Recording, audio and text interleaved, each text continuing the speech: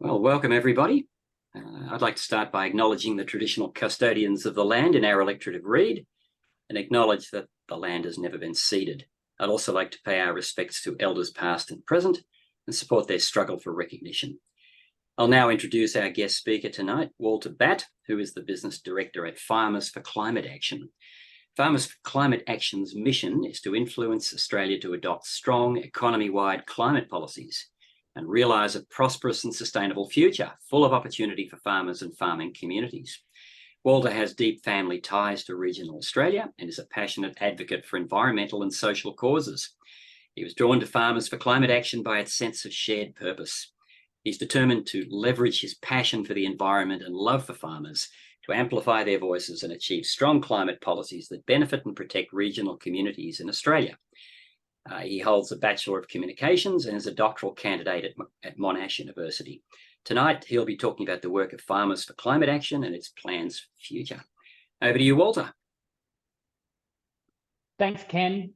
Similarly, I'd love to acknowledge the traditional owners of the land where I'm dialing in from today here in Melbourne, which is Wurundjeri country, and acknowledge, of course, that sovereignty was never ceded, and pay my respects to elders past and present.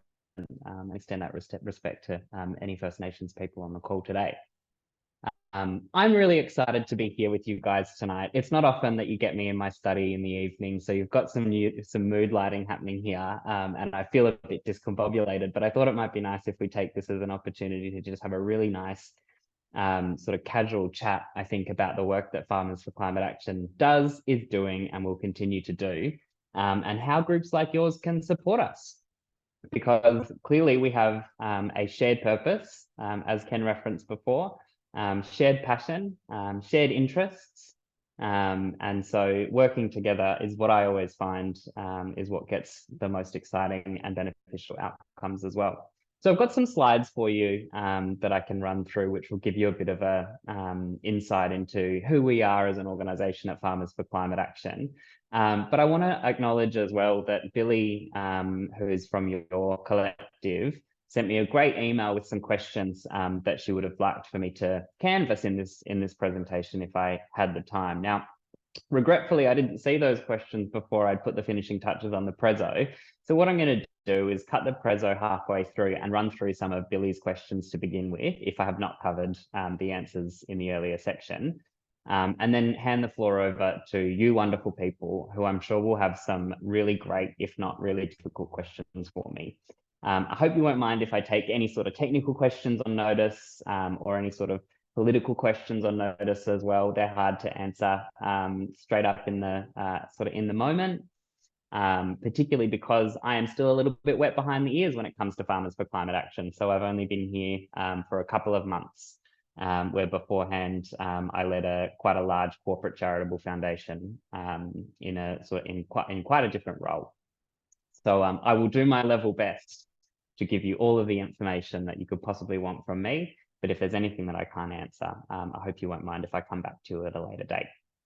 So without further ado, I'm going to introduce you to some slides that I've put together.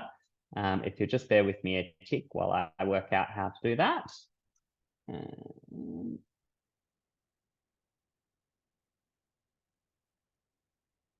There we go, and I'll do a full screen situation.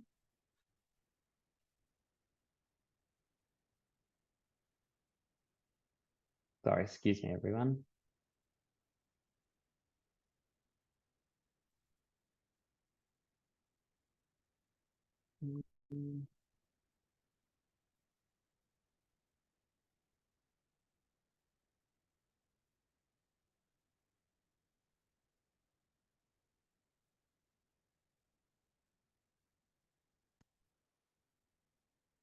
Now, trouble is, guys, my notes appear to have disappeared. So this is going to be a really fun, freewheeling conversation for all of us, where I'm going to tell you everything that I know about Farmers for Climate Action. You're going to ask me all the questions that you could possibly think of.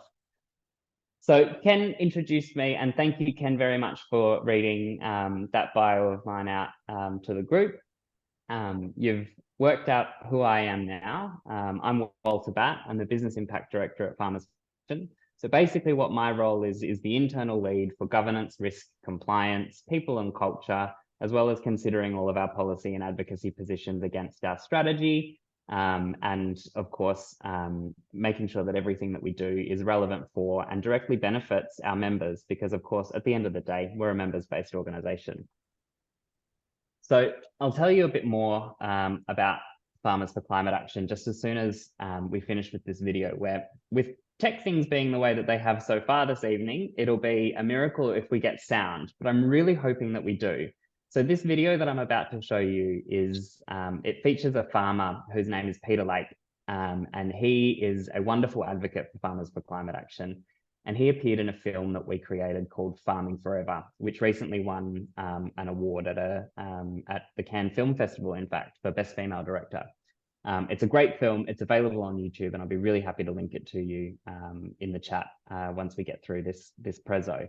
But this is just a little cut down version of Peter's section in that film, which I thought would be a really great way for us to frame up this conversation. So I'll hit play, and you tell me, give me a thumbs up or something if you get sound.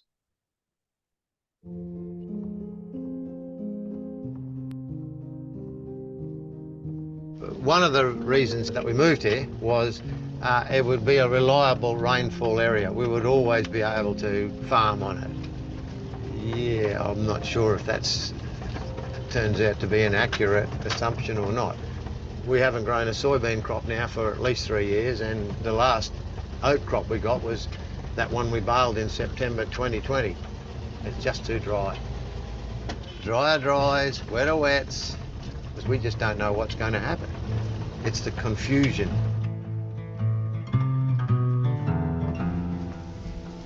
Not having a crop means we don't have the feed to maintain the cattle.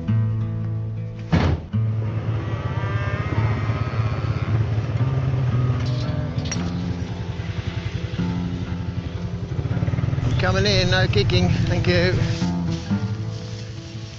Here we go. You can see that some of these cattle are doing better than others. Just enough feed to just sustain them.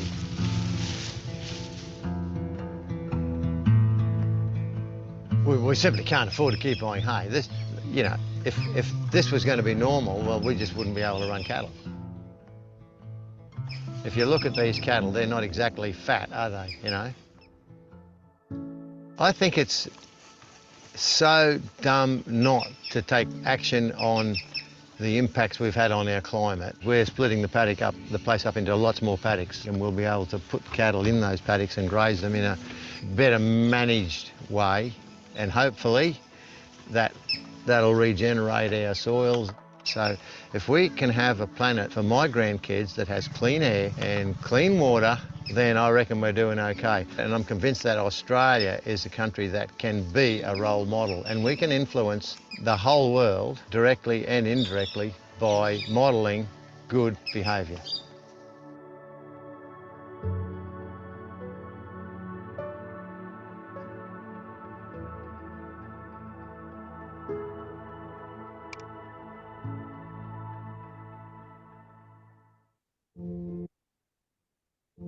So I hope you're able to hear Peter's great words there, because what Peter talks about in that video really underpins the purpose of our work at Farmers for Climate Action. Of course, we operate with the overarching understanding that we are in the midst of a climate emergency.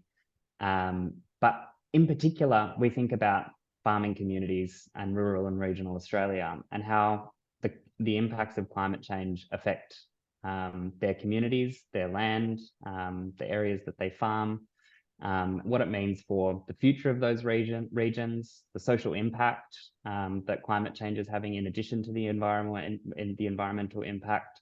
And I think it just really pulls into focus when you hear people like Peter talk about climate, that climate action and the impacts of climate change are at the front of farmers' minds, which isn't necessarily what you'd immediately think when you think farmers and climate action, but the fact is it's true.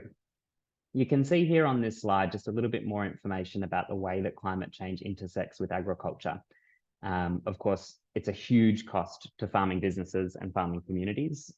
As we know, the cost of inaction is far greater than the cost of action.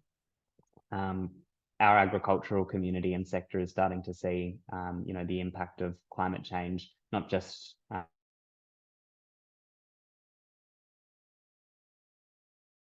the changes in the seasonal conditions, of course, have a really major impact on planning and succession, the health of livestock, for example, as Peter was talking about before. And we've just started to see more frequent, more extreme weather events that culminate in bushfire, floods, and drought, all of which, as you would expect, materially impact the food production in this country and food security globally. So, of course, agriculture and climate change have a lot to do with each other. And so it's important that there are organisations like Farmers for Climate Action that are able to link those two issues together and build a network of supporters who are able to advocate for stronger economy-wide climate policies.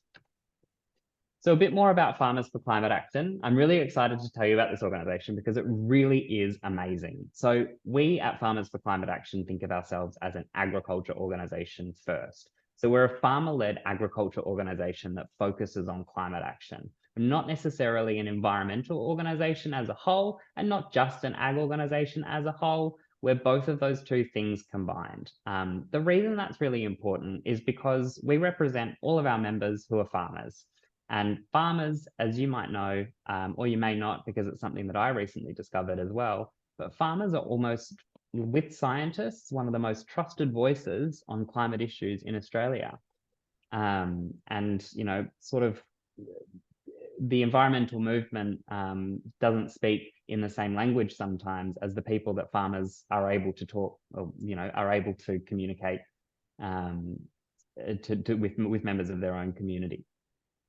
So it's really important for us that we're able to bring together farmers and provide space for farmers and farming perspectives when it comes to climate action. We know, of course, that rural and regional communities are where the energy transition will occur. Of course, there's so much land and so much opportunity for developing renewable energy infrastructure, for example, out in the regions, which is, of course, where most of Australia's agricultural production takes place. And, that comes with it so many opportunities for rural and regional Australia. Hello to whoever that was. But it comes with so many opportunities for rural and regional Australia, but also quite significant and material challenges. So you think about, for example, on the one hand, the benefits of having renewable energy in your paddock. So on farm, for example, you can be getting, upwards of $1,500 a year rent from solar companies for having a solar panels on farm. Wind companies, the same, are offering, really quite attractive benefits for farmers for hosting infrastructure in on their plot. But don't forget to keep in mind as well the broader rural communities. So agriculture and farming has a massive impact on the sustainability and prosperity of rural communities and rural people. And these really large developments and transitions and infrastructure plans represent real opportunities for improvements in outcomes like health, housing, and education in places where, outcomes have never really kept pace with sort of city and urban counterparts.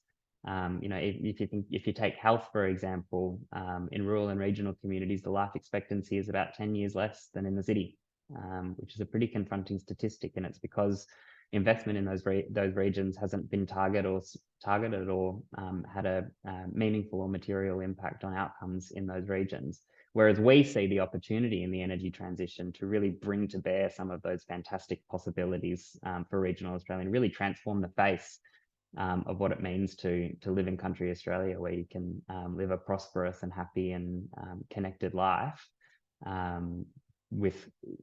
in amongst, of course, a renewable energy transition. So Farmers for Climate Action is a members-based organisation with about 8,000 farmer members, I think 8,200 at last count. We have many more thousands of supporter members as well. It's free to be a member of Farmers for Climate Action. So we are conscious that farmers are members of lots of organisations. Many of them ask for membership fees, and we don't want to ask farmers to choose. So they're more than welcome to join our organisation and support us for free. But we do, of course, have our own sort of fundraising operation and donations sort of situation, which I'm sure that you guys would be familiar with as a not-for-profit yourselves. And many farmers are generous enough to make a recurring donation of what they feel they can afford or would like to invest in our work. And then we have some major philanthropic donors, and we're lucky enough to be successful in some grant applications from time to time as well. So it's a really diverse way that we operate, but that's sort of the environment that we exist in at the moment. We're really proud of the impact that we're having, which I'm looking forward to talking to you a little bit more as we move through this prezo. So I'll go over to the next slide now, which is going to talk to you a little bit about our plan as an organisation. So you can see up the top here our mission, which Ken was kind enough to read out before, which is to influence Australia to adopt strong economy-wide climate policies and realise a prosperous and sustainable future full of opportunities for farmers and farming communities. To achieve that mission, we've got these 5 goals that you can see below the mission here. Each of them are interlinked, so don't think for a moment that we're siloing or doing all of these things in isolation from each other. Of course, our work is always greater than the sum of its parts, and these are the parts of our work that make it what it is. But I wanted to talk to you a little bit in detail about how each one of these goals works, and some of the relevant things that we're working on at the moment that are furthering these goals and ultimately our mission for a sustainable Australia. Our first goal is what we call shifting MPs. So it's about political advocacy and making representations to politicians and members of political parties around the sensible climate policies that farmers are interested in and want to talk about, and how best to include rural and regional voices in discussions about the energy transition, for example, and to understand that rural and regional people have legitimate and fair concerns that it's government's responsibility to listen to at the very least, and hopefully through our advocacy work, act on and address. So our second goal there is shifting ag. And if you think about ag or agriculture, ag is our nickname for it. If you think about ag as a industry or sector in Australia, it's obviously incredibly diverse. So in Australia, you would know that Australia is one of the, I think it's 15 what's termed mega diverse countries in the world. So our biodiversity is such that it's so rich and diverse that it's got this special classification as mega diverse throughout the world. And so that mega diversity filters through into our agricultural and food and fibre production. So of course, really well known for our wine, beef, grain, all of those sorts of things. And they're all farmed in different areas and different regions and under different conditions. So Australia is a really interesting place to be in agriculture, but it also means that the sector itself is filled with all types of people and all types of and all types of enterprises, all types of commodities, lots of people with differing perspectives, and bringing all of those things together is a real challenge. You think of some of the peak bodies like the National Farmers Federation, for example, or some of the other state-based organisations like New South Wales Farmers Federation or AgForce up in Queensland. All of them, represent different stakeholders and constituents and have different perspectives on different things.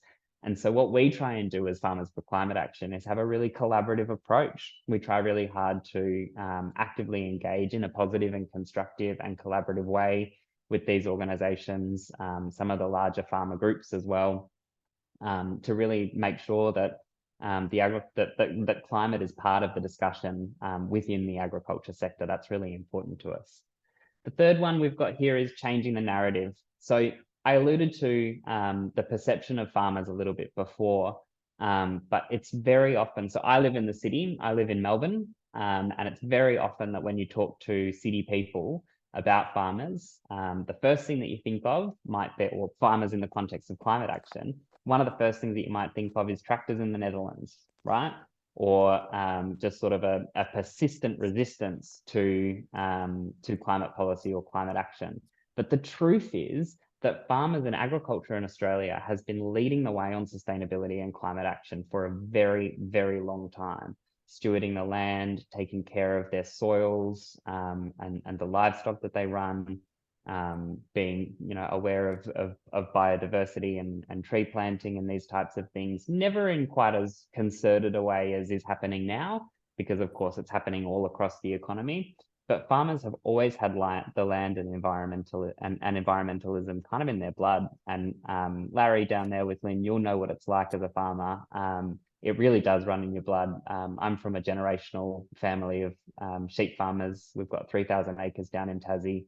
And the connection that you have to the land that's either in your family or part of how you grew up really does stick with you, and you feel a responsibility to care for it, and that's true of all of our farmer members who are really intelligent and active and quite contemporary in the way that they manage land as well, using technology and data-led insights and all of these things that you might not immediately think of when you think of farmers. So we try really hard to center and tell those really important stories in everything that we do, to bring these really incredible and inspiring farmers to the fore, and to start talking about themselves and the wonderful work they do, because it not only changes the perception of farmers in the Australian community, but it tells other farmers that it's possible.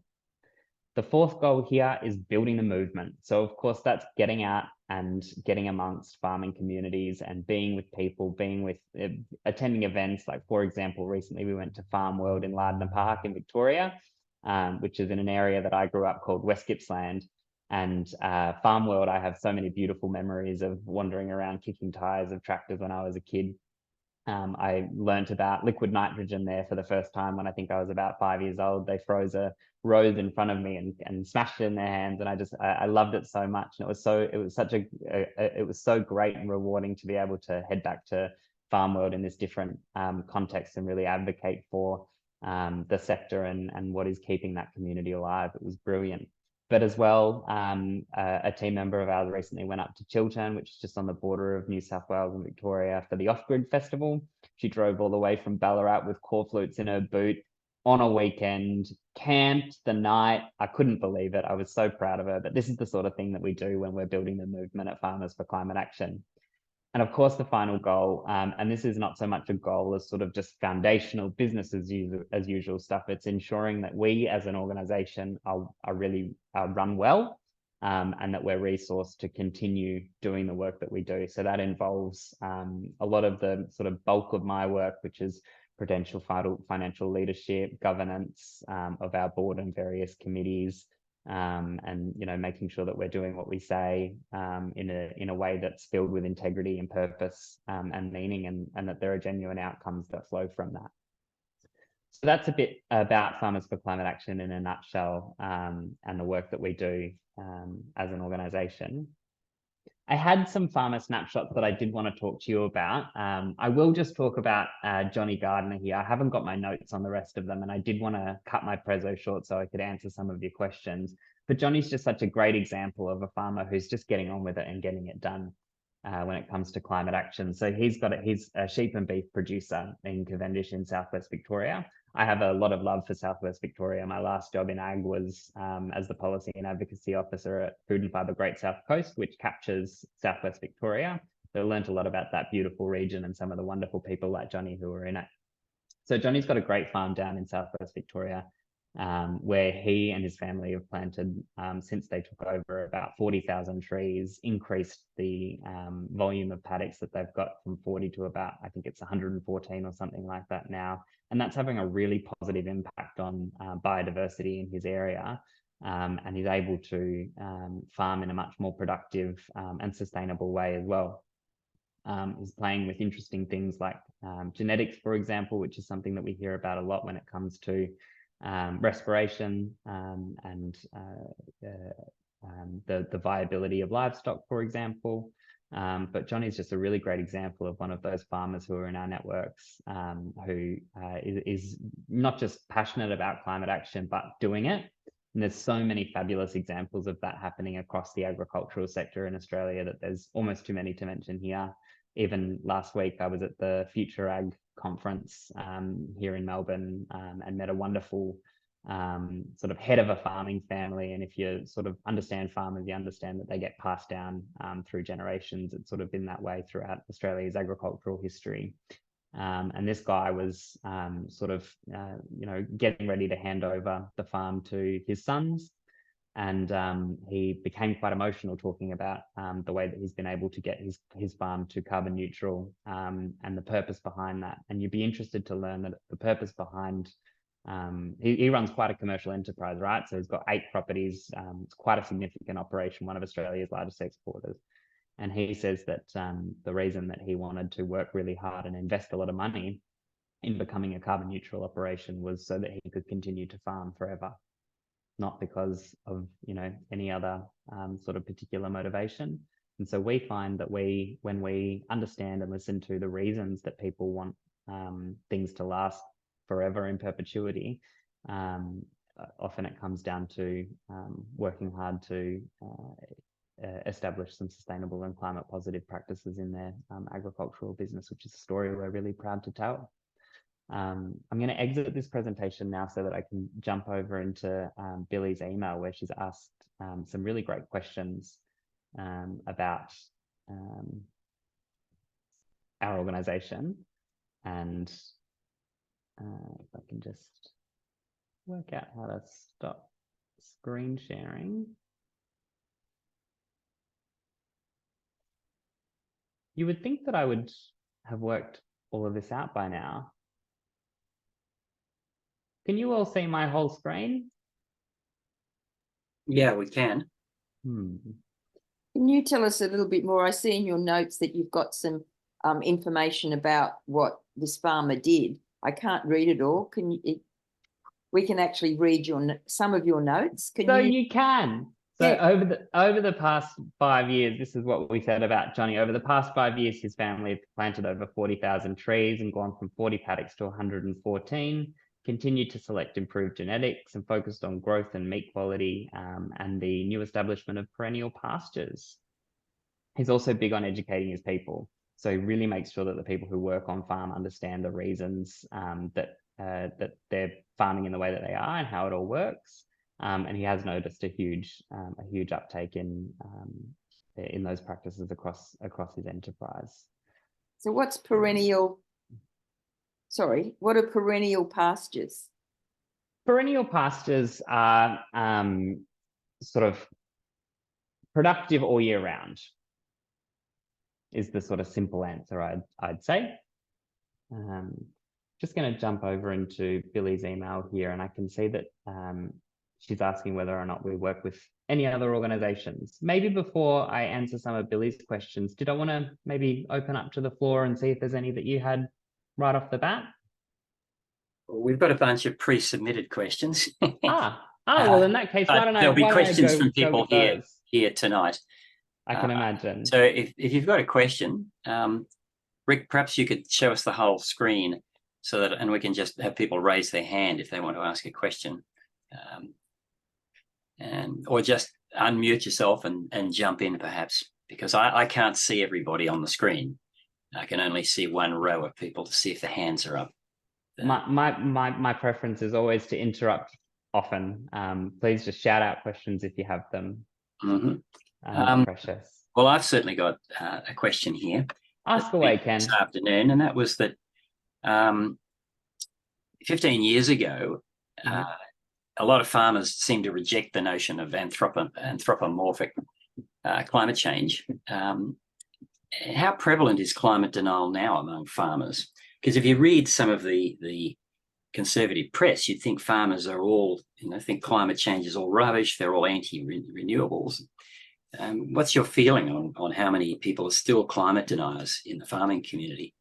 Do you know, I reckon, Ken, 15 years ago, you would have found a lot of people who were deniers of anthropomorphic climate change, and things have changed a lot. Even I've noticed in the last 4 years, I think as we've started to see some of the impacts of climate change all over the world, in really sort of, if you've been looking, the impacts have been there for decades. But now it's getting to a point where we're not looking for issues anymore. The issues are finding us, and they're becoming more extreme and dangerous all the time.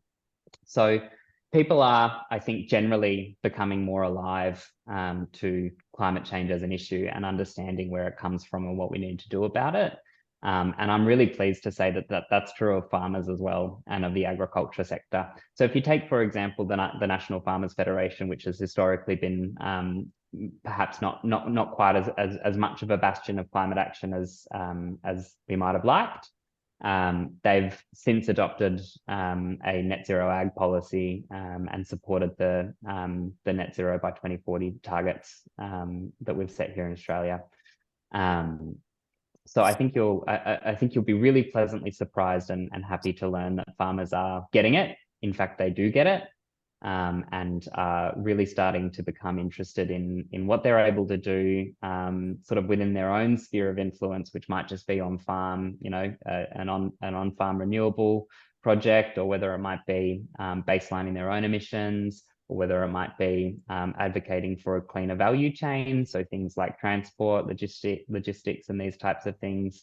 Farmers are really starting to understand, well, not starting to understand, have always understood that climate change and a variable climate has major impacts on their livelihood and way of living.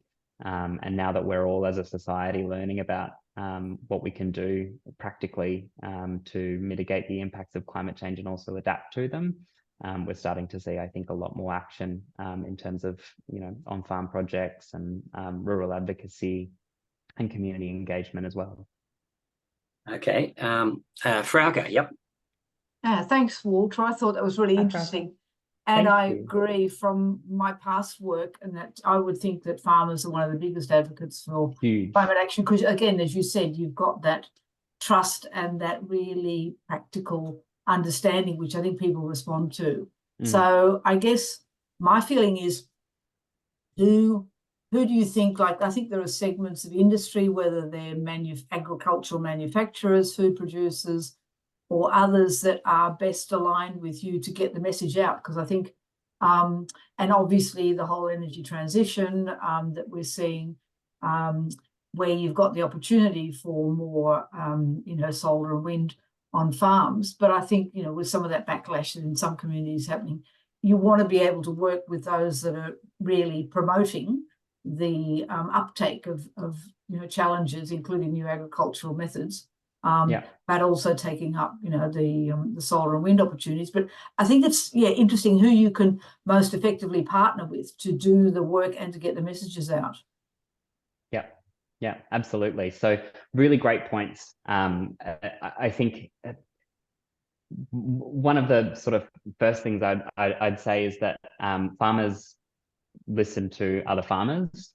And so you'll be able to see, when a farmer talks to another farmer about some of the work that they've done on their properties, a real sort of light bulb moments happen all the time, because they see the possibility and the opportunity. And I think often farmers are sort of used to things being done to them rather than with them. And so there's a real positive reaction that we get when farmers are advocating for what they do on their own properties to be more sustainable.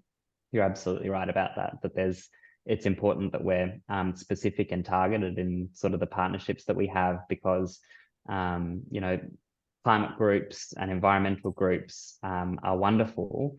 However, they're not necessarily the most effective way to communicate climate information to groups like farmers and regional communities as well. Often it's when we are able to educate and empower the people who get it in those areas, which are often, I'm proud to say, our supporters and members, when we're able to get them sort of trained to get out there and start engaging with the community.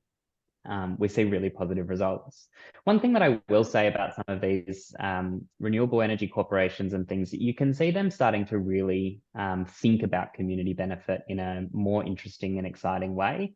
I'm not sure if you guys are familiar with a recent review that was done into community engagement with rural Australia on renewable projects, but it was sort of identified that farmers are getting kind of inundated with proposals, right? So you end up with, you got one farmer who's got a really large property, for example, which might sit right where it's really good to have some sort of renewable energy infrastructure or electricity transmission lines or whatever it might be. So that farmer's going to get about 20 different individuals. It might be renewable energy corps. It might be people who are trying to flip the land. So what they'll do is they'll buy a portion, get it ready for infrastructure development and flip it off to a renewable energy company and kind of take the profit. So farmers are really inundated with all of these options, and it becomes for anyone totally overwhelming. And I don't know if you've ever felt this way about anything in your lives. I certainly have felt paralyzed by indecision sometimes. And so it's really hard when I'm forced to make a decision with so many options and choices, some of which, in fact, most of which we know will never come to be. So it's about, I think, you know, out of every 13 proposed project, about 4 get up in reality. So farmers are actually making decisions about things that might not even necessarily get up. And you end up with a whole group of people who are supposed to, you know, support and contribute to the energy transition, really sort of fatigued by consultation and being asked to provide information that's just useless to people. And farmers, it's not as if farmers are sitting at home twiddling their thumbs, waiting for something to happen, waiting for someone to call. They've got a farm to farm, you know? So we're really conscious of that in our messaging as well, that, you know, there's a lot of noise at the moment, and it's important to be able to cut through. Thank you. Can I ask a related question? Sure, Ken. If you read the conservative press, particularly the Murdoch press, which I have to do every day because I respond to it with letters literally every day, you get the impression that farmers are dead set against renewable energy projects, that they're part of a massive campaign to basically stop all this, and that they see this as invading their land. So there's sort of a double question. To what extent is that true? But we never hear anything about farmers opposing gas fracking or anything else like that in these papers. That's like farmers welcome gas fracking to come into their lands. What's the reality on all of this? Ken, I'm going to leave it to you to make your determinations about why that might be the case in the press. What I will say in my experience is that farmers are interested in whatever is going to work. Farmers like things that are practical and that they can do. They understand that there are problems in the environment and that their area, their land is being impacted by climate change. They know what it is. They call it climate change all the time. And they, unfortunately, these days know to expect the unexpected. So anything that farmers can really practically do to mitigate the impact of climate change, not just on their own property, but everywhere in the world, they're really willing to do. But like I said, it's not about just sort of dumping infrastructure on the land and hoping for the best. It's not about, you know, kicking the local netball club $1,000 if you host an electricity transmission line in, I don't know, XYZ region. It's about really meaningful, genuine community engagement, and bringing rural people thinking about jobs and opportunity, and, you know, staying in the regions and making them a sustainable and happy place to live. I know that doesn't quite answer your question, Ken, and I skirted around it. I skirted around it a bit. Okay, are there any other questions? Mavis, you got a question? Yeah. Is landline on Sundays? I find it very interesting as a city person, but who's got relatives in with properties, to listen to that program and find out. Well, there are always good news stories, I think, of a vastly wide range. And I just wondered whether you people would think of using them as a format to put out your word. Yeah, absolutely. So we've got a great relationship with the ABC at Farmers for Climate Action. We love Landline. We watch it every Sunday. There's so many great rural and regional publications as well. Lots of really hyperlocal radio programs as well that we chat to quite frequently. In particular, my CEO, my boss, Natalie Collard, she's always on the phones, always in front of the camera, speaking on behalf of FCA. And Landline's a really great example of a beautiful long format show that we're in touch with from time to time. Yeah, it's really great. Good. Okay, we've got two questions here. Thanks, Mavis. Start with Karen, and then we'll go to James. Great. Karen? Hi, Walter. Thanks Karen. for talking to us today. And My I do get emails from Farmers for Climate Action, which I read diligently. I really follow it closely. I have a question in relation to incentives what Farmers for Climate Action is doing in terms of incentives, in terms of protection of land on private property. I mean, I'll just going to have a quick look at the Commonwealth Department of Environment, Water, and all the rest. It's too long to recite them all figures in relation to state and territory inventories, and you can see that so much of the reduction of our greenhouse gas emissions since 2005 has been in relation to the land sector and land clearing. Indeed, speaking as a Queenslander, I was just having a look at it right then. It's still up there. And admittedly, these are figures from 2020. Queensland was responsible for 32% of the country's carbon emissions, which is the Queensland I don't like. And the Department of Commonwealth Water, etc. website says that the fall in reductions has been primarily due to less land clearing. So I guess I'll just give you, in terms of the background to my question, in terms of my interest. So I was just wondering what if anything, Farmers for Climate Action are doing in relation to push policies or laws in terms of providing incentives for farmers to retain vegetation on their land. I mean, we've all heard of carbon offsets, and there's a lot of questions in relation to that. But I guess it's a broader question than just carbon offsets, in terms of whether you guys are doing something to kind of push incentives for people to preserve vegetation on the land. Yeah, Karen, amazing question. And I really love it when we talk about climate, when people talk about biodiversity, because it's so often that those two things are talked about separately or in separate terms, when of course we know that they're inextricably linked. So when it comes to incentives, it's difficult to sort of really know exactly what we'd think of when we think of incentives, or whether we're talking about subsidies or things like that. That's a really, really tricky area of policy, because there's so many consequences that come from subsidies. If you think about, for example, some of the great work that's been done to create the rooftop solar powerhouse that Australia is a lot of it's through subsidies and incentives for individual households, for example. But then, of course, there's the added consequence, or sort of the ancillary consequence, of creating a sort of cottage industry of kind of cowboy operators in the solar world. And then solar, when it sort of grows into this massive industry without sort of proper checks and balances, we end up with difficulties in the supply chain, particularly related to some of the componentry that goes into panels being human rights abuses. So, I mean, when it comes to conversations about incentives and subsidies, it's really difficult to be able to kind of come to a particular conclusion on what exactly they should be from a policy perspective.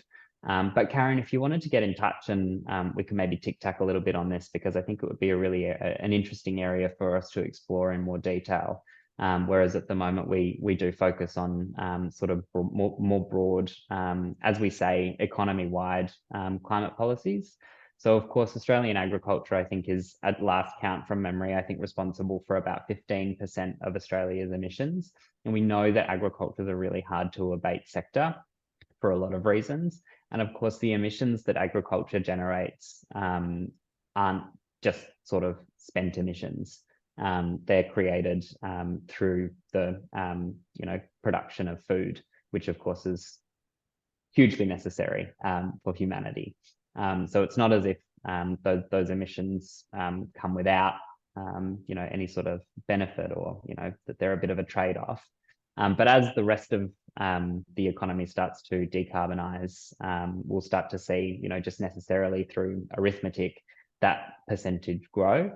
And so, while we are sort of advocating, I suppose, for really strong climate policies across the economy and things that are scalable now, this decade, the sort of nature and biodiversity stewardship is a longer conversation, I believe.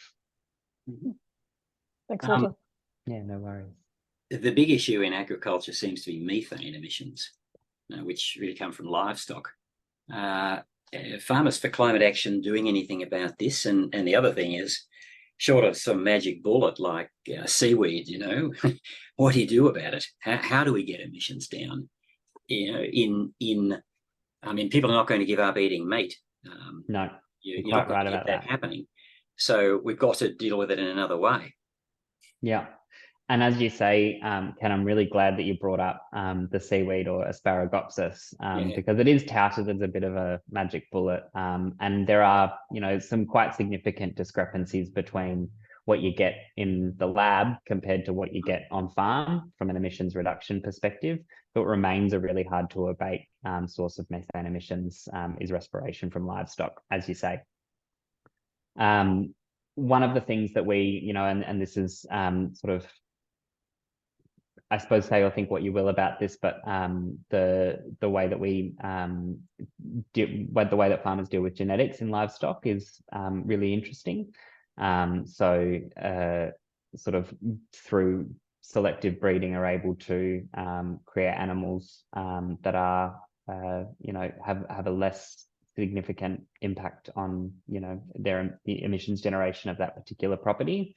So there are things like that, and then there are other things that we can do on farm that sort of offset a little bit, to use a contested term, some of those emissions that are necessary in the production of food from livestock.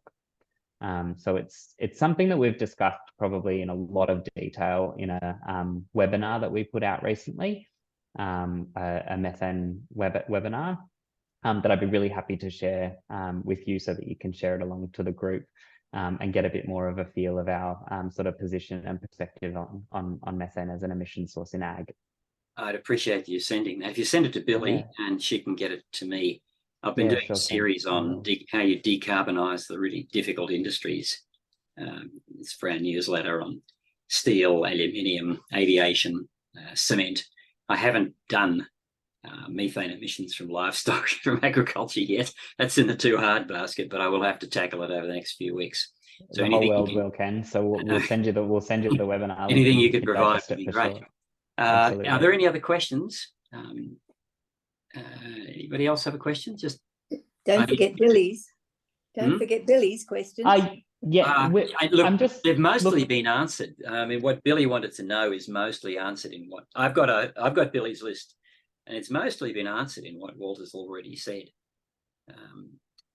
There was one piece that I hope you won't mind me being a little bit cheeky about, which is Billy's last question here. Can city-based climate action groups be of any benefit to our group?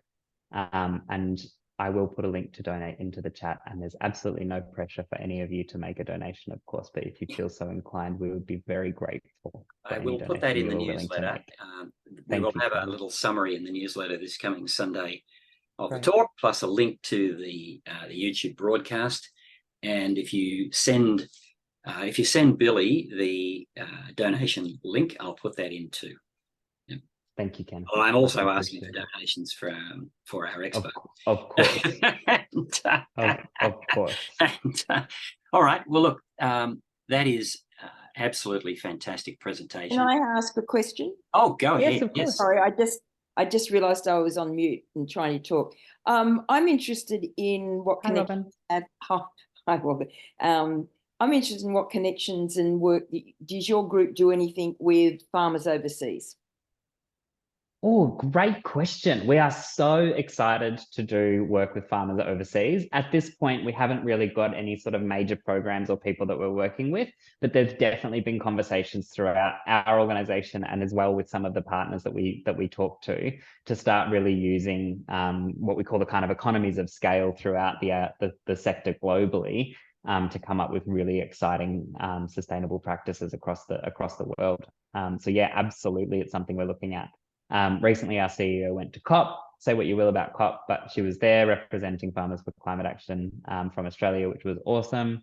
So it's definitely on our radar. We're really excited to play a bigger role, particularly because Australia has always been an agricultural powerhouse throughout the whole entire world. It's one of our superpowers. We're really lucky to have the environment in Australia that we do for food and fibre production. It puts us in a really strong stead globally from a security perspective as well. I mean, that's quite apart from what we're discussing today, but Australia's agriculture is a real asset, and people listen when Australian agriculture talks. Because we hear about countries that are progressive with renewable energy, blah blah blah, or EVs and that. But are there any countries overseas that are progressive, that are doing things around climate change, CO2 emissions and agriculture?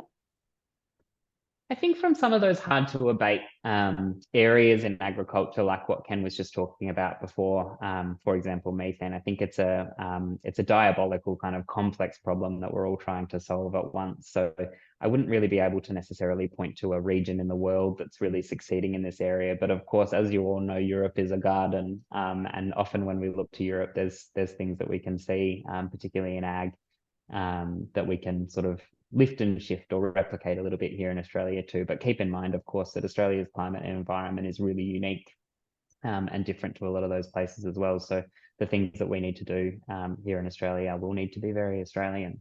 Okay.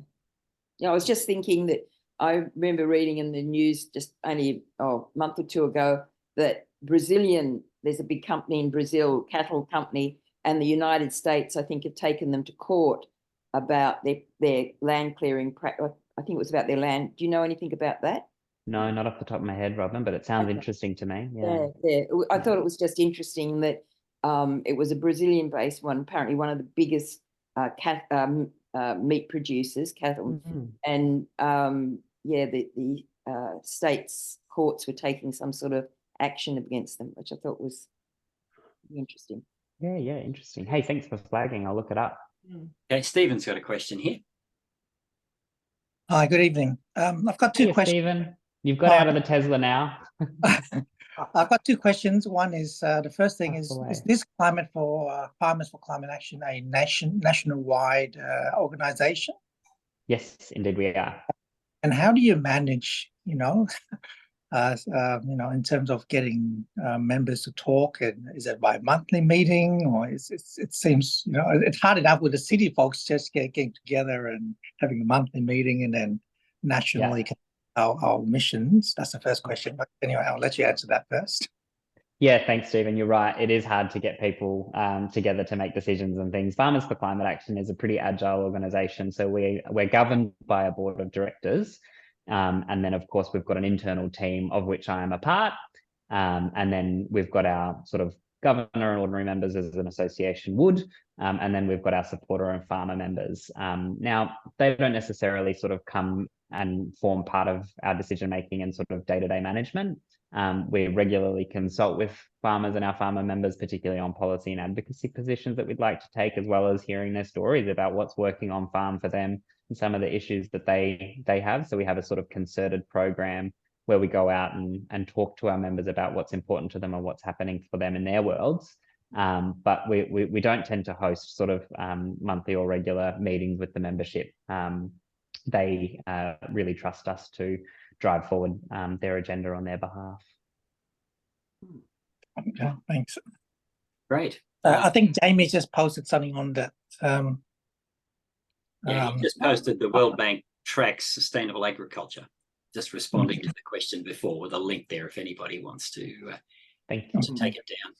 All right. Well, look, we're an hour through now, and usually we try to keep the meeting to an hour, and then a little bit afterwards after we formally finish. So sorry, everyone. Questions? I am known for rabbiting on.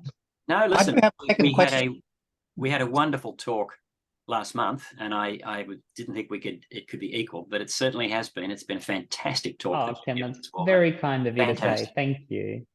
So that ends the formal proceedings. Stephen has another question. Oh, sorry, Stephen has another question. I did have a second question. Goodness gracious, Stephen, I've got to have dinner at some point. Okay, I cheated. I had dinner while I was... Okay, so I think that working through a couple of different organizations, transportation or the carbon footprints of the business of doing business. Even as I'm a dentist, and a big chunk of it, when we did our survey, a big chunk of it is the cost for transportation. Yeah. So is that something that's on the forefront of farmers? For example, we've just did a little trip to an orchard, to an apple orchard just south of Sydney. And I was just looking at the way, the farmer was using the tractor and, suggested perhaps getting an EV tractor. And, like the cost of savings of maintenance and the diesel it just made a lot of sense. But when they asked me about what's available, well, at the moment there's not much available in terms of farming equipment. You're absolutely right, Stephen. So that is one of the issues that we as a sector face, is that there are some things that we need to do, unfortunately, that generate emissions. And one of those things is using diesel fueled machinery on farm. Yes. A really, really important part of agriculture generally. So you'll know that some of these like really large croppers, for example, last for 50, 60, 70 years, and they are millions of dollars to buy outright. So if you tell a farmer that you want to get him to decommission that cropper that's been working well for decades and trial a new technology that probably won't work for him in the same way, you can forget about it, Stephen, I'm afraid. And so those are the sorts of, real practical limitations, unfortunately, that agriculture faces, whereas other sectors in the economy don't face them quite as immovably as agriculture does. And we try to advocate, and you make a great point about transport and the value chain. There are opportunities that exist in the transport and value chain for farmers and agriculture that we advocate for leveraging in advance of asking farmers to invest millions of bucks on their farm for technology that won't necessarily work for them. Yeah, well, we want to. I'm part of the Australian Electric Association, and Jamie on the chat here as well. He's our Secretary in New South Wales. We've been wanting to, coming out to the rural communities, not only just for the industrial equipment, but also the farming community, the bankers, the hairdressers, the communities that support the farming communities. And, you could try, electrify that component of your transportation as well. So, we want to reach out to the farming community in doing climate action with this perspective of electrification of transportation. Hopefully you can reach out to us. You see Jamie there on the chat. Jamie, hello. Are you there? Hello. Here we go. Sorry, students don't let me use the camera. Actually switching on. Sorry if it's a bit dark in the room here. I don't know. Okay. I can't see myself. Anyway. Hey, James. Hey, how you going? Yeah, I know you're trying to wind up your meetings, so I didn't want to impose too much. That's okay. Just sort of following on from what Stephen was saying. Obviously, we're a national organisation. We have branches across the country. We work with other organisations generally, to do public outreach for sustainable transport, mainly sort of around motor vehicles. But as somebody who did grow up on a farm in South Australia, I have a bit of a personal interest in seeing what we can do on the agriculture side. But having been out of that, becoming an IT guy, I'm not quite on the ball of what's current. I have been looking around, and I think there are some things, even if you don't sort of talk about large-scale combine harvesters, etc., sort of the larger equipment, there are some gaps in there, I think, or some items in there that can fill some gaps, particularly sort of, dipping the toe for some organizations, adding the combination of, say, solar on their farms, plus, say small tractors or bikes or utes or side-by-sides, bikes whatever. Is a great opportunity, for example, James. You brought up a great one, electric bikes. Why not? Yeah. Easy as. Yeah. They're great for farms. They're great for farms because they go quick. You don't have to worry about them. They're really, really good. What we need is a great stock of really awesome electric bikes that we can use on farm. We just haven't got that in this country yet, but I'm looking forward to the day that we do, yeah. Like the 2x2. 2x2, quad bikes, absolutely, yeah. And also, planes, little planes, they don't need to travel that far. 200 or 300 kilometers is all you need within a farm. You might be talking a bit above my pay grade there, Stephen. Yeah, but that's probably 250,000. That mightn't even get you out of that one crop. Yeah. Okay. Yeah. I will sort of let you wind up. I will say, and as Stephen alluded to, we are sort of looking in that space. We're not just thinking of the cities, and would love to hear your feedback. I'll put my email address in the chat before we wind up. Awesome. And yeah, would love to, if you've got any questions, get in contact. But would love to help how we can. Yeah, and as Stephen alluded to, would be interested in doing some regional events as well. Awesome. Great. Thanks, James. Can I just sum up by saying that probably 80% of emissions reductions are in the easier basket that we can actually deal with. There's a 20% that's this really hard basket, and heavy farming equipment is in that 20%. The rest is made up of things like cement concrete, aluminium, steel production, aviation fuel. That's the stuff that we've got to deal with in a couple of decades' time that we're just not going to be able to deal with at this point. But luckily, net zero emissions doesn't mean absolute zero emissions. It means net zero emissions. So we can have some emissions because the biosphere takes up 60% of everything we emit. Anyway, that's sort of positive news. So thanks very much, Walter. And I'm going to end this meeting, or the formal side of the meeting now, by stopping recording. Thank you very much.